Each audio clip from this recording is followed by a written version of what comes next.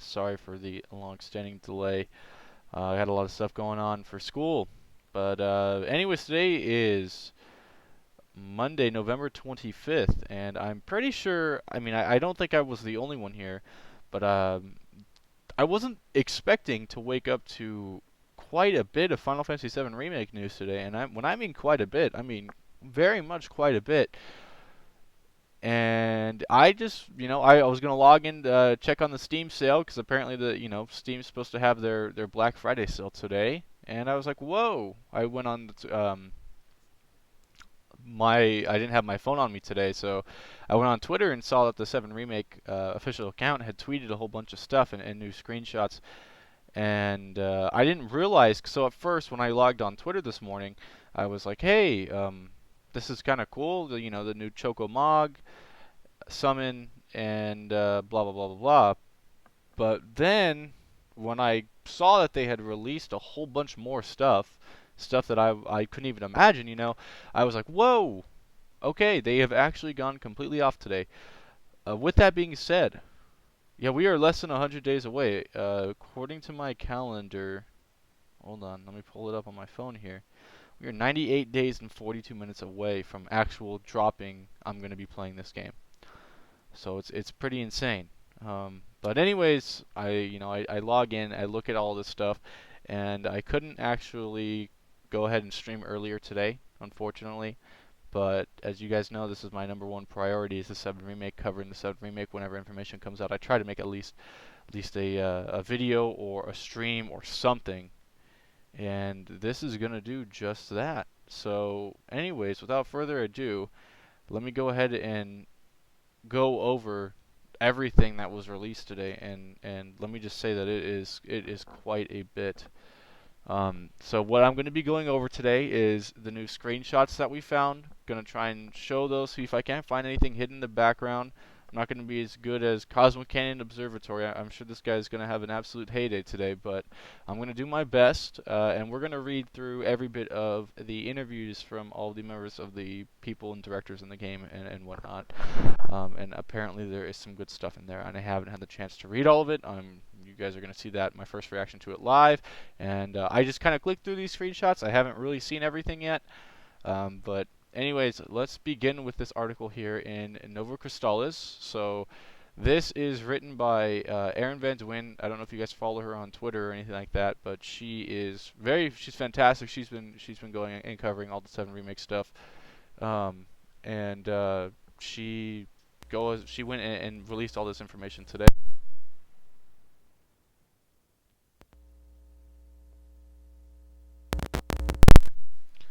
So, anyways, let me go ahead and start it off. So we're edging ever closer to the highly anticipated release of the Final Fantasy VII Remake.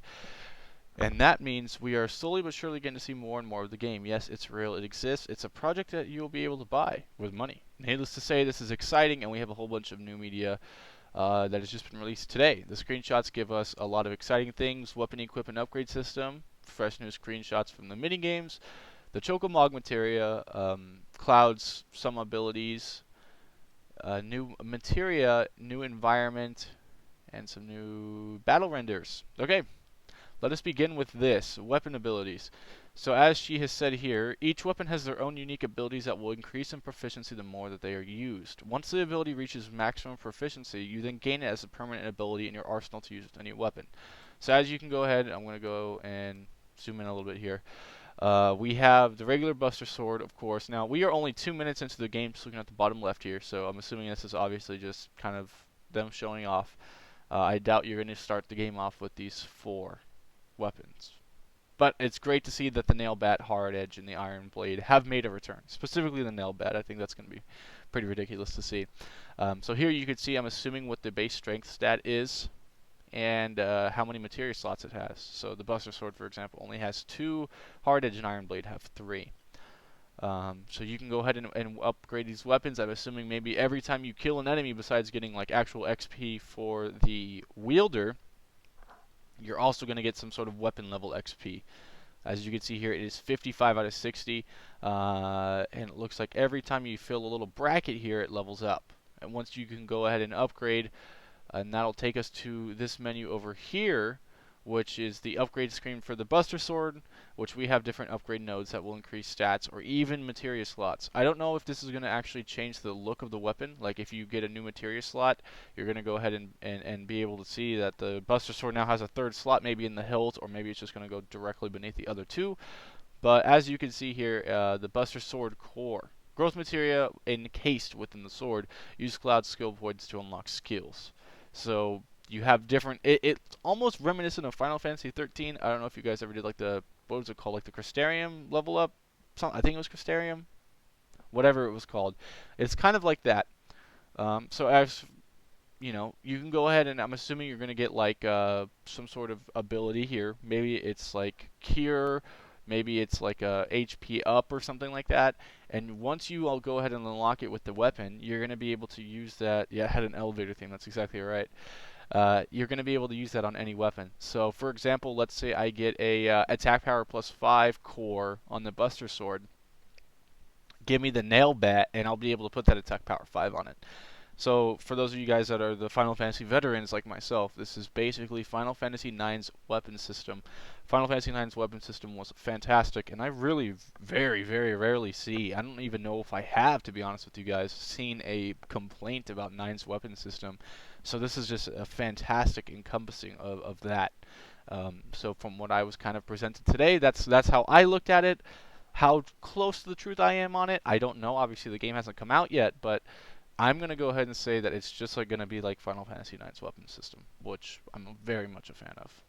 It gives you very much a rhyme and reason to go ahead and start using different weapons. Like, hey, I just got the hard edge. This thing might not be as good as the nail bat. Obviously, it is, but I still need to go ahead and at least use the hard edge because I want to go ahead and get some new abilities. And it also makes 100%ing the game a little bit more fun because you have weapon levels kind of like near, I guess. So the next one that we have is a direct switch to the classic mode. This one is already been kind of shown to us by the by that one trailer. Not the one, yes, the one trailer that they did at TGS where they kind of showed off the Abzu fight and whatnot. So you can go ahead and just jump into classic mode whenever. Um, and it looks like the battle difficulty is the same as easy. That's kind of new. I don't think I've seen that. From here, you can go ahead and see the mini map, which I guess is now confirmed to always be on. Difficulty, audio, language, blah blah blah blah blah. His biggest sword is the Buster Sword, even like the ultimate weapon isn't even that big. So yeah, classic can be filled. Choose your method of attack, just like the original. So from here, each character has a unique system ability on the triangle button, which can change how you play. So for example, Cloud can change between the operator mode and the Punisher mode, which has, you know, the operator mode is this basic like, oh, my attack and defense are the same, and the Punisher mode is a straight like, he looks like he's holding a baseball bat, and they affect your regular attack. So we could see he's just wreaking havoc on some foot soldier here, but it's he's in operator mode there, and you could tell from the, oh my god, that weapon blur looks amazing. You could tell from the weapons blur that this guy has been swinging his sword very fast. It's not very slow and built up. That weapon motion blur is insane. Just look at the effects, like just, oh man, they're putting love into this game. So from here we also got a new picture of the Choco-Mog materia, which I don't know if this is still going to work like how it does in the original, where you just summon it and sometimes a fat Chocobo will appear and cause an earthquake, dealing earth damage, or if it's going to be just Choco-Mog and he rides on him and does Stampede.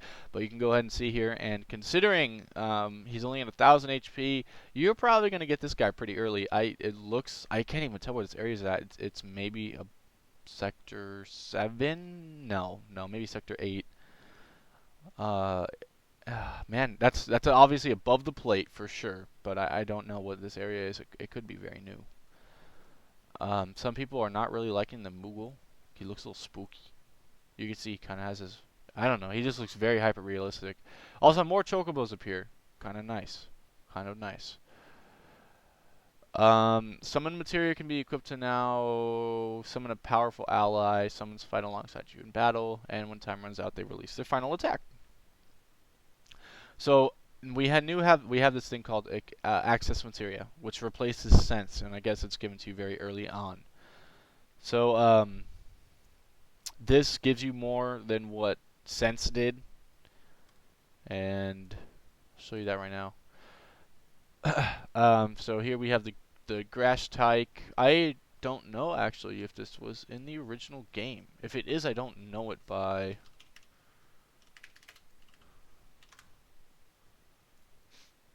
Oh, this thing. Yes, never mind. I guess it was in Crisis Core as well. Okay, it's that thing from the trailer. All right. The large bugs that like dark confined spaces, usually encountered in tunnels and in the plate interior, they spew sticky threads from their mouth parts. Ice attacks rapidly fill their stagger gauge. They protect themselves with barrier when low on health or isolated. Really interesting that the enemies actually have like an IQ to them. They're very situational based. I really like that a lot. From here, you could also see how much XP they drop. The AP, which I'm assuming is going to be what's for the weapon, the gil, the items, the stealable items, which I guess that means steel materia is a thing. I don't know if that's been confirmed yet, but if not, it is definitely confirmed right now. So it is weak to ice. We don't know anything else probably, and he's only defeated one. So we'll see. Maybe that fills more the more you fight and throw stuff at it. From here we have the images of the dart minigame. Got the tutorial going on. I don't know what this is going to be. Maybe you can get Gil and bet people on it or something like that. So now this is where the everything else is. So we have the new motorcycle sequence with Cloud, Jesse. Shinra Man over here is chasing him down. This looks like it's in the connecting of the plate or the underground rail where the train goes. So we have Biggs and Wedge over here with Biggs on the back, and he's shooting at the Shinra guard while Cloud's coming in close and trying to smash him. So you have the operator mode here, which is spinning slash, or maybe that's just the ability. So that looks like it's going to be quite a big part of the game. From here, we go to Aerith's house, the inside of Aerith's house. She has a painting in there. I can't tell what that is. It looks very much how it should be. Very floral, small even. It's very much like how I could imagine it to, when I first played this game, how I imagined it to look like. They did a fantastic job reimagining this, Aerith and Elmira's house. From here we have some more. Oh man, those particle effects are just incredible. I don't know what move this is. I was thinking this morning that it looks like I don't know. Maybe it's just he's using the Buster Sword here, so I can't say what it is, but you can see that the particle effects, just everything, the motion blur here from the weapons, just it looks so good. It looks so good. Our next image here is going to be the outside of Aerith's house, and once again, make sure that there's no materia over here. Cloud looks like he's going inside, and yeah, it's exactly how I imagined it to be. It's it's like I said, very floral.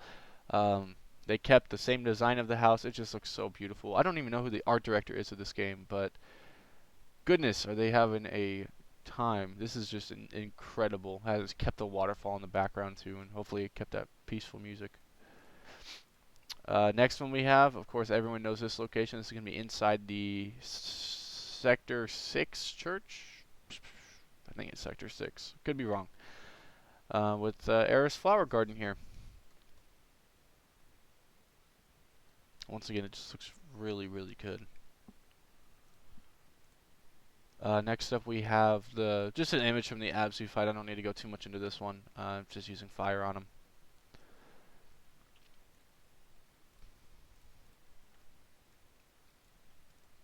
Another one. This is also from the TGS. Just more high res definition of it. We've already been over this.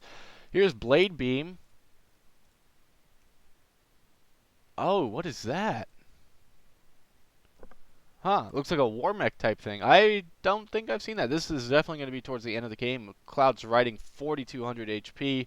Don't know why he's still using the Buster Sword, but that is Blade Beam. Nice. I wonder if that's still going to be a limit break. His limit is freshly gone, so maybe it is. But yeah, Blade Beam. Love to see it.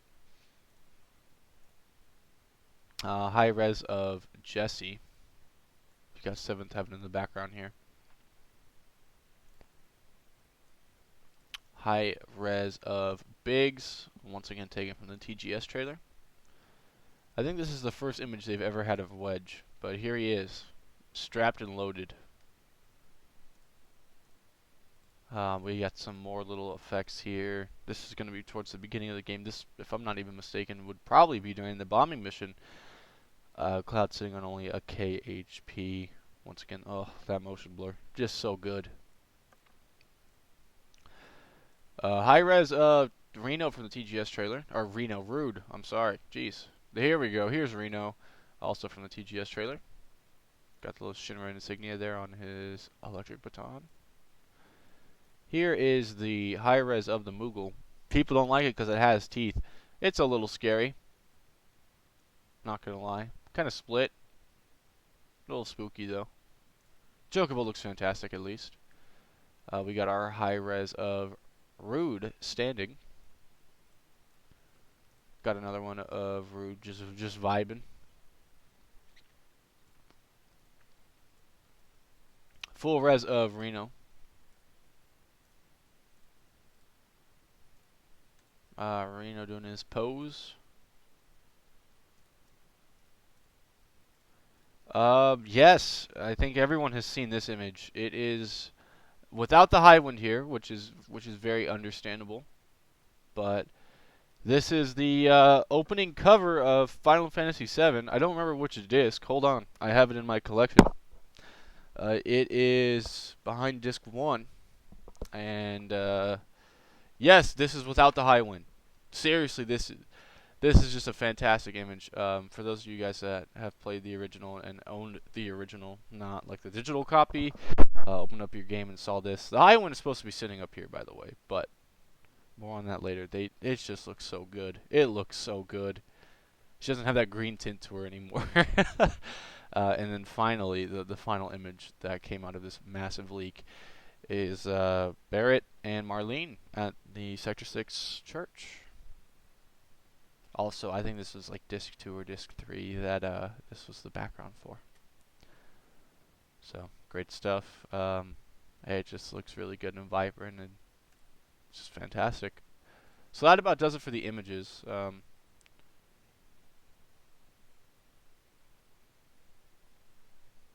Everyone is saying the same thing as me in the comments. It looks fantastic. So,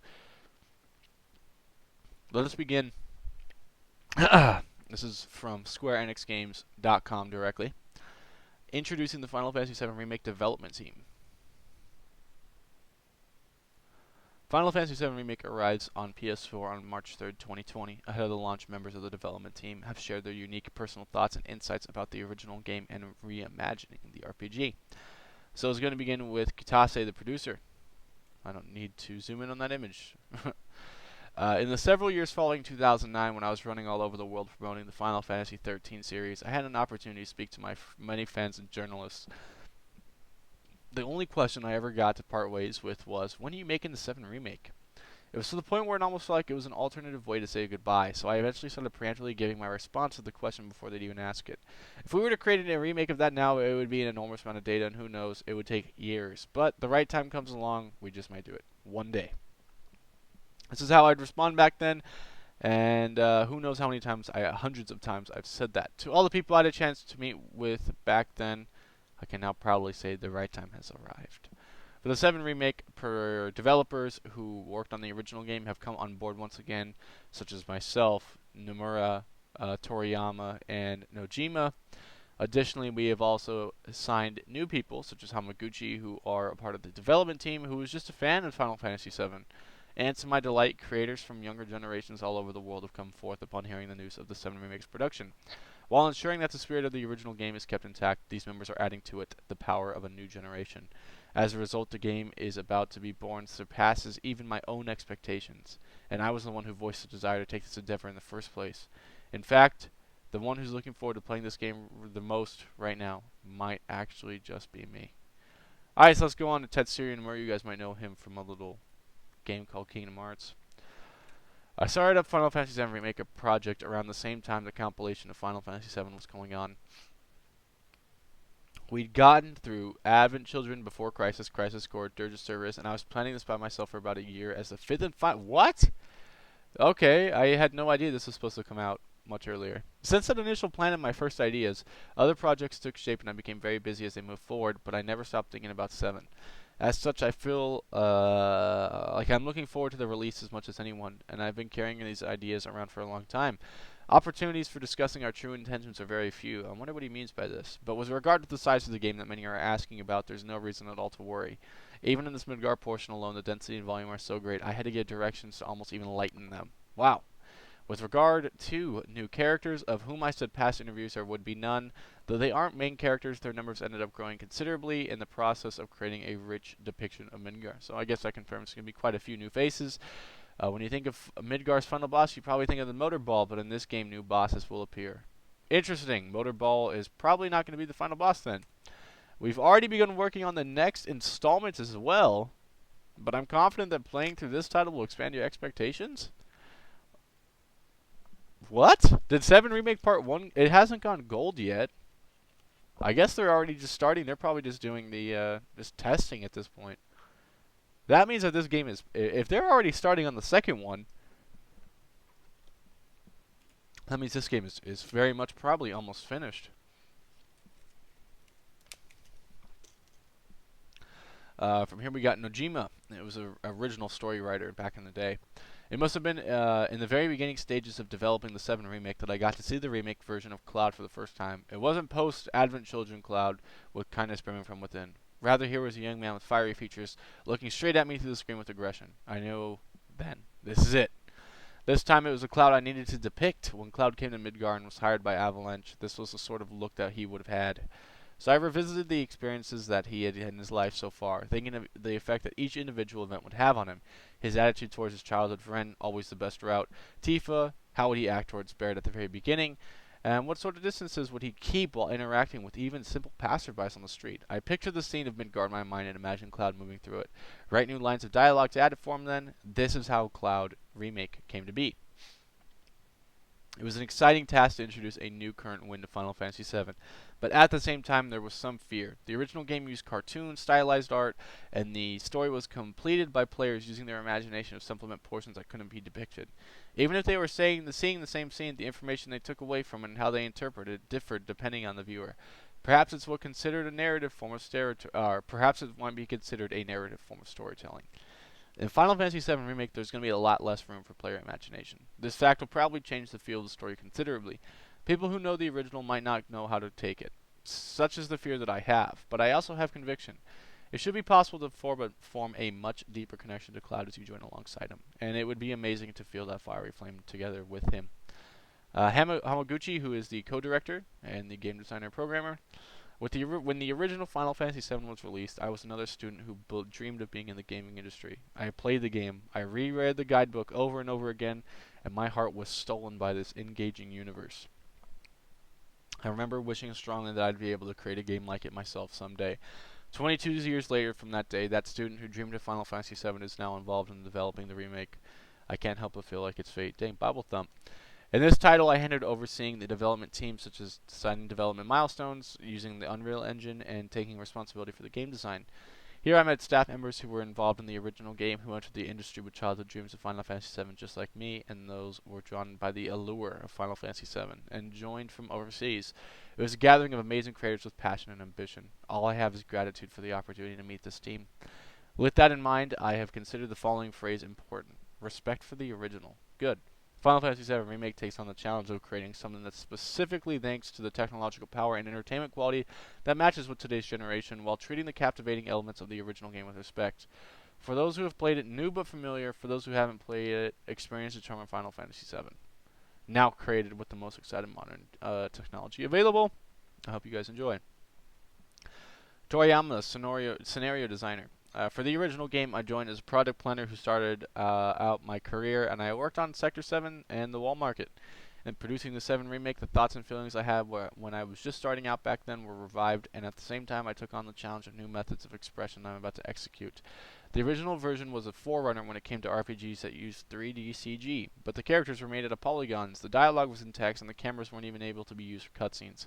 In the remake, we're using the newest visuals, voice acting, character facial expressions, and we are going to redesign the 7 remake universe to be more realistic. By increasing the realism of the universe within the city of Midgar, which is made prosperous by Mako energy, we of course also reimagined the characters who reside there, Cloud and Tifa for example, more vividly and as actual human beings, depicting their daily lives and feelings in an in-depth manner.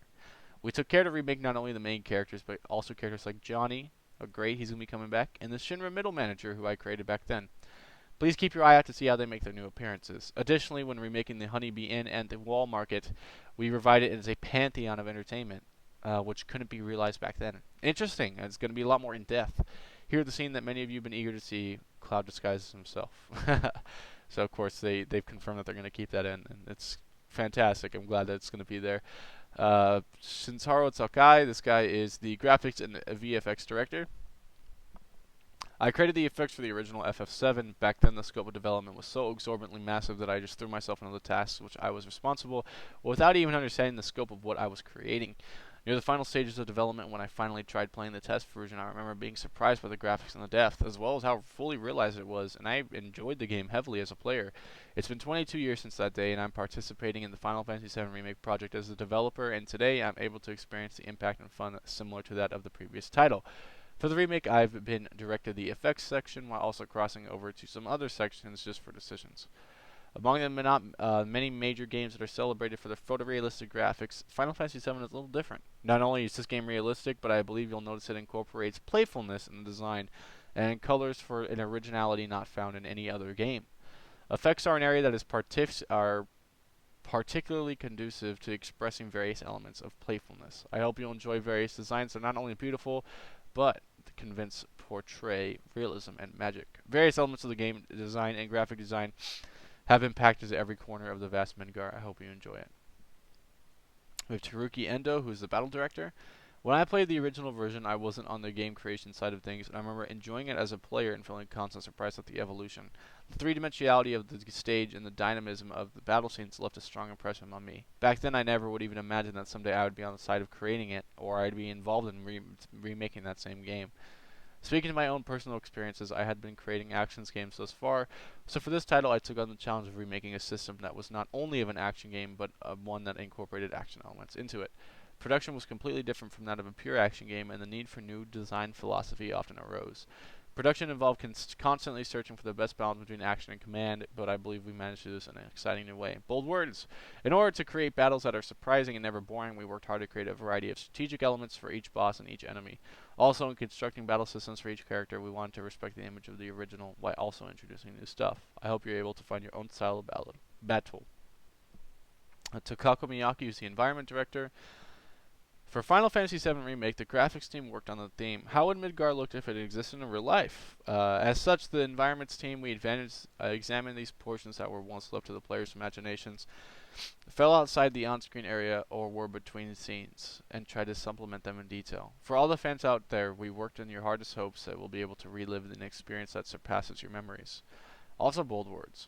For all of you who are playing for the first time, we worked our hardest with the sole hope you'll be able to experience this amazing universe that has remained beloved by so many for 22 years and able to convey its charm. Additionally, in order to create a fitting backdrop for the drama that unfolds, all of the teams, including the environment section, came up and we worked collaboratively. Midgar is a closed city. However, I would feel very happy if the experiencing drama unfolded around its residents. You feel as if it really exists. I'm a Final Fantasy VII fan, so being able to take part in this remake was something that made me happy but also nervous. It's been an unforgettable experience, and I truly hope everyone enjoys it. From here we have Ichiro Yamaguchi, the lighting director. Final Fantasy VII for me was, at the time when I was in school, very impactful. It really pierced my heart. Fantastic word choice. I like this guy. I don't know if that was intentional.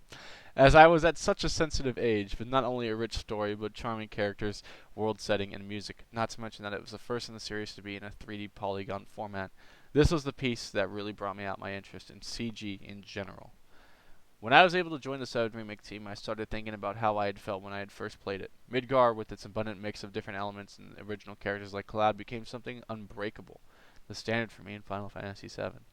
In the world of this game, just like in real life, if there's not some form of light, you won't be able to see anything. So when putting up lights anywhere, Midgar just loses its Midgarness, and Cloud wouldn't be Cloud. I've taken up as much care as possible to recreate the world that I had saved in my mind and to remake it to be a modern standard. The positions of the few lights that illuminate the entirety of Midgar, the adjustments made to each and every voluminous cutscene. It's a lot of work to do. However, alongside the rest of the wonderful lighting team, we feel like that's something we've got, something great that we brought to the table. We've left in the elements that you're going, that's what it was like, and you'll be able to enjoy 7 in a new, fresh style. Alright, Saki Kazeno, this is the character developer, character modeling. I was amongst those who bought the original game on the day of its release and played it constantly. I cleared Final Fantasy VII in under a week. What a madman! Those who've also cleared it will understand this, but I also wasn't quite satisfied with the locations, so I continued to play it after clearing it in the same places as well. And so, my memory of Final Fantasy VII was actually how I started studying CG. After being left with a strong motivation to want to create a Final Fantasy game, when playing it and become truly moved by it. So I made up my mind and bought a PC to help me study, something that I had never even touched before. So for me, someone who had been so strongly influenced by the original, to be working on the characters of the remake, I want to do them to do everything I can and shows a way of charm and freshness while keeping the same nostalgia I felt. I also want them to reflect the same way that allows players of the original to remember the time that they played, as well as giving them, the first time players, the ability to understand just how charming things are. I've ensured to arrange these things like hairstyles and outfits to recreate their design from the original, so I encourage anyone to take time with their camera angles when playing. Just give it a look. There are also several characters that stand out rather than just the main characters you'll find. Please see for yourself what kind of experience and characteristics they have. Okay, other than that, we've got enemies in there perhaps too close to the original, and there are many surprises coming ahead. Okay, keep your eyes out. Alright, and Soma, the animation director. When Final Fantasy VII came out, I was actually more of a Sega Saturn fan, so I didn't even play it. However, when I decided I was to join Square, I was put on the development team of Final Fantasy VIII, and so I thought, I'm screwed. I don't know anything about Final Fantasy VII, so I bought a PlayStation and played it. Those memories feel like yesterday. Dang, Bible thumb. I can't say this too loudly, but I actually started it out of obligation rather than as a fan. I was enthralled, though, by the world and the lore. For the animations, each and every member of the team, for those responsible for battlefields, simple events, cutscenes, minigames, facial expressions, to swinging things in the background, actual behavioral settings, we've all worked together to improve as one. We've done our best to ensure whatever you do, it feels like characters are alive with you. We hope you enjoy the story of Midgar on the huge screen with Cloud and his friends. And this is like kind of the placeholder thing they have on the PlayStation Store. 7 Remake imagines the iconic RPG for the modern age. It's set in a world that has fallen under the influence of the Shinra Electric Power Company, a sinister corporation that controls the planet's life force as Mako Energy. In the city of Midgard, the anti-Shinra organization Avalanche have recently stepped up their resistance. Cloud Strife, a mercenary and former member of Shinra's elite soldier unit, lends his aid to the group, unaware of the consequences that await him. The game launches March 3rd.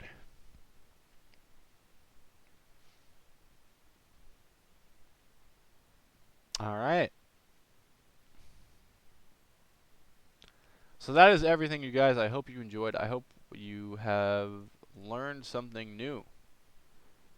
But that'll do it for today. No Kingdom Hearts tonight, unfortunately. I am feeling a little under the weather. You guys probably heard it.